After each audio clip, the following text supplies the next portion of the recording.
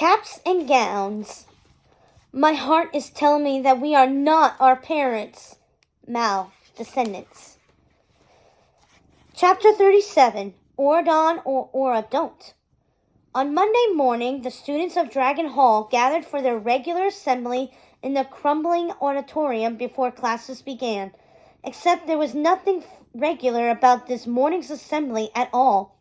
In fact, it was completely irregular, because no one had ever actually adhered to the morning schedule.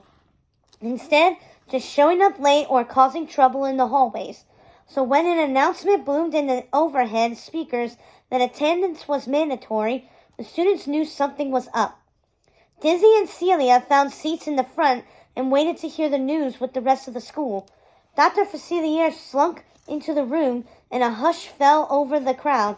Some of the younger first years began to shake and tremble. The witch doctor headmaster was downright frightening sometimes, with his eyes that seemed to see through your soul. Celia should know.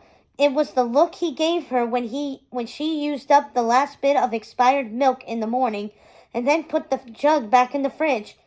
"Good morning, villains," Dr. Facilier greeted them when he stepped up to the microphone, a sneering Professor Tremaine and a clueless Coach Gaston behind him. "I have some special news." He surveyed the crowd. "Transfer applications to Oradon Prep will be available today. These students will be able to leave the Isle of the Lost this summer and continue their studies in Oradon." Oradon! Wasn't this what Mal was saying the other day from the balcony? That was real? It wasn't a trap after all? And the round table discussion they had invited everyone to, except almost no one went. That was also legit? The students who are chosen will be celebrated throughout the day and enjoy a spectacular welcome feast at the school, complete with a parade.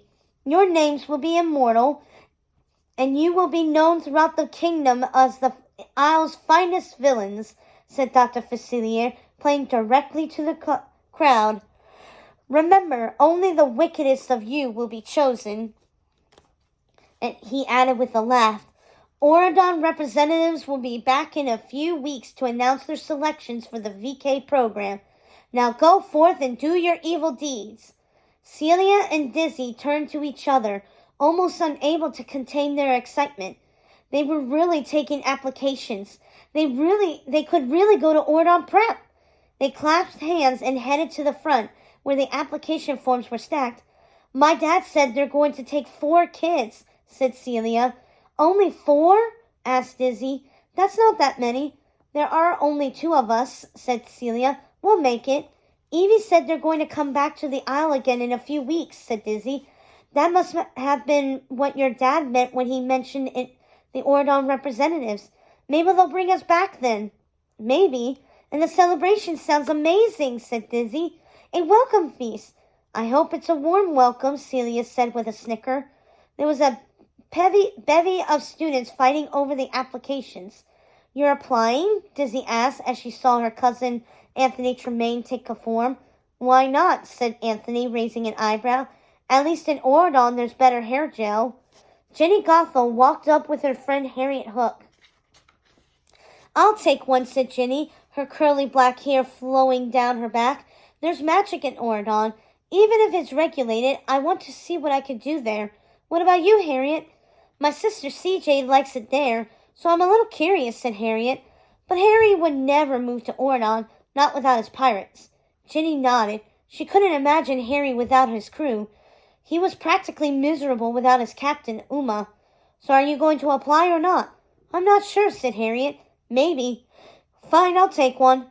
Actually, give me 3. I'm babysitting for the Smees tonight. Maybe their kids want to apply." By the time the bell rang for the first class, almost all the applications had been taken.